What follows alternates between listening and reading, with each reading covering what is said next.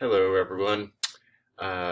With Kinematics starting, I figured I'd go through one of my favorite problems and then also one of my less favorite problems. So we'll get right into that.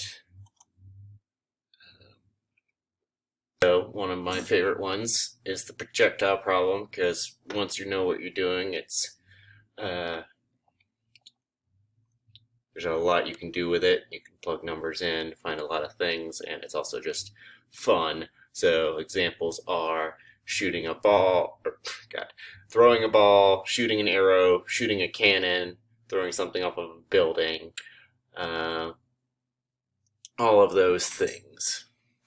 So I went with a bow and arrow because that seemed fun. And what we're going to do is we're going to fire the arrow at an angle to the ground of theta. I think that's actually a phi symbol. I'm doing my best with this particular app, but I'll probably refer to it as theta. Anyway, so we're firing it at a certain velocity at an angle theta with respect to the ground. And it's gonna, you can logically, even if you don't know the physics, it's gonna go like this, more or less, without those bumpy bits that were just created by my drawing. So what can we determine just from this information? We're going to split it between the x and y planes, where x is horizontal to the ground and y is vertical to the ground. So y is up and down, x is left and right. So, and we'll assume positive is to the right. So let's start with starting position. We are going to make things super simple by neglecting the height of the archer. You might have to work with starting on top of a building or working with the height of the archer. We'll assume it's negligible in terms of the units we're working with right now. So we're starting at x naught, the starting x of 0, and starting y naught of 0. Then starting momentum. So here's some trigonometry.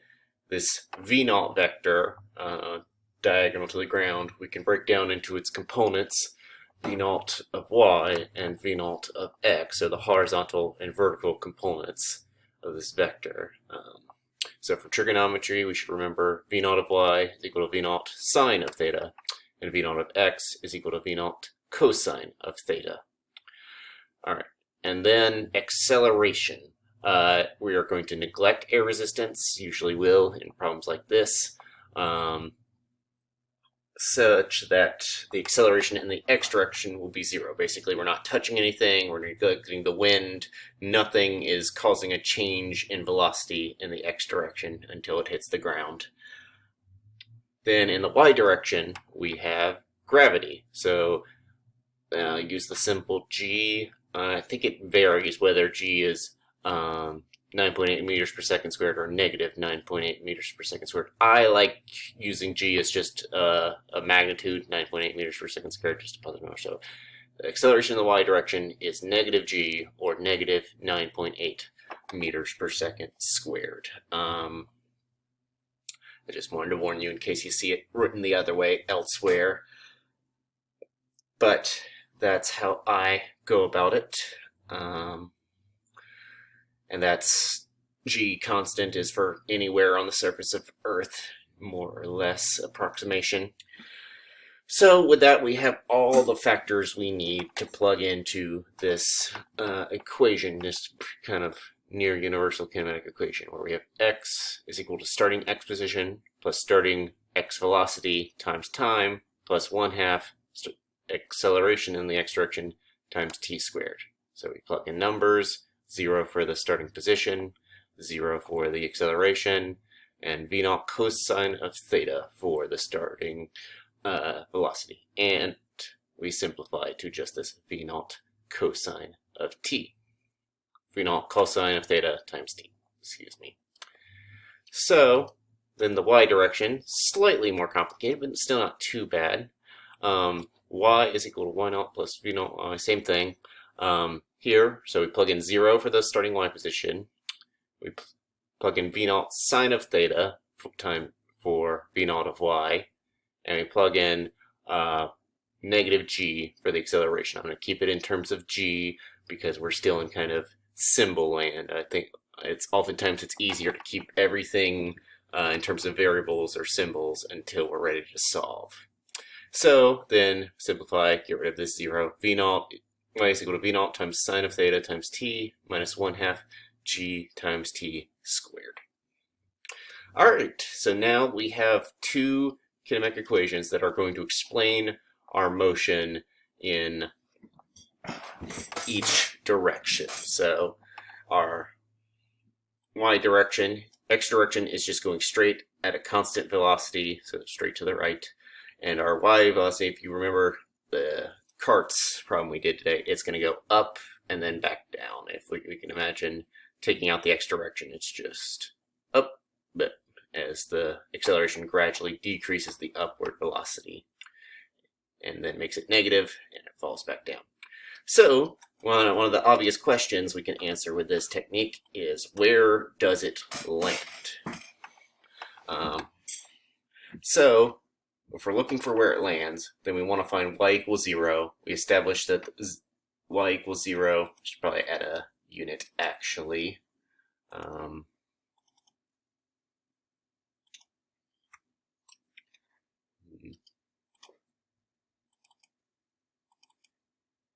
Hold on once. There we go.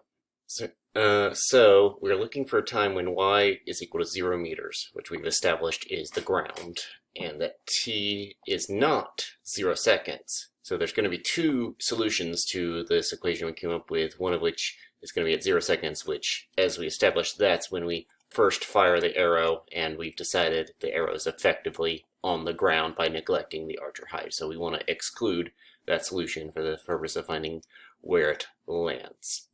So to do this, we have to solve for y equals 0. So y is equal to 0. Once again, add in a meters. Make sure we keep track of our units. And then it's equal to 60. Now we're plugging in the maps numbers.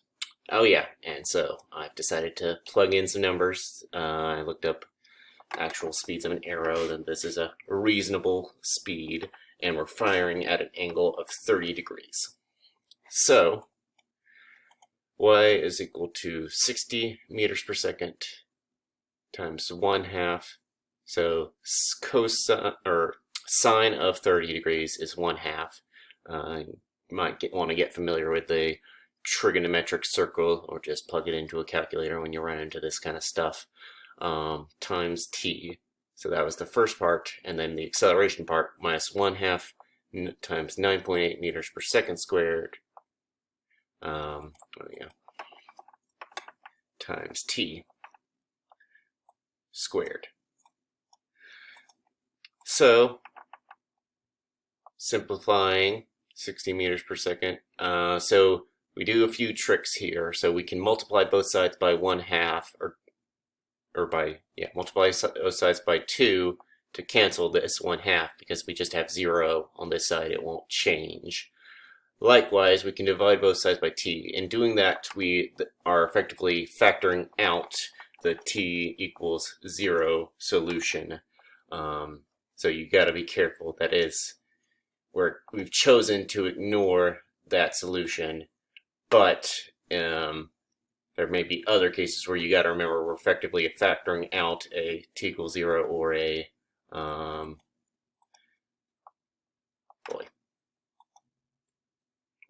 t minus 0 factor in this equation. But moving along, since we don't want that solution, we're left with 60 meters per second minus 9.8 meters per second squared times t. Move the 9.8 on over to the other side, adding it to both sides. Then divide both sides by the 9.8 meters per second. We can double check that our units left up. We're dividing meters per second squared by meters per second, so we get just seconds. Oh, wait a minute. See, double checking. Make sure I have things right, because over here is the meters per second squared, and that's when we divide is going to lead us to a second squared on top divided by a seconds on the bottom. And so we get t is equal to 6.12 rounded seconds. So then where does it land? How far away? So we go over to our x side of the equation. X is equal to v naught times cosine of theta times t. Plug in the numbers. Once again, you can remember cosine of theta, cosine of 30 is root 3 over 2. That's just root 3. I'm doing my best with the symbols in this app. So root 3, I don't know, something like this. Yeah. Times 6.12 seconds, which is the time we just found. And mathing all that out, we have 318 meters from this angle. So you'll probably be asked some other questions of this nature, maybe what's the optimal angle to fire at. That would require you taking a derivative of this whole equation to maximize. I don't know if they'll ask you that one, actually. It's a fun thought experiment. Feel free to look it up. But that is the projectile problem. And next, I'm going to post a much less favorite, but still an example you're going to see a lot. But I hope this was helpful, and look out for that next video. Have a good day.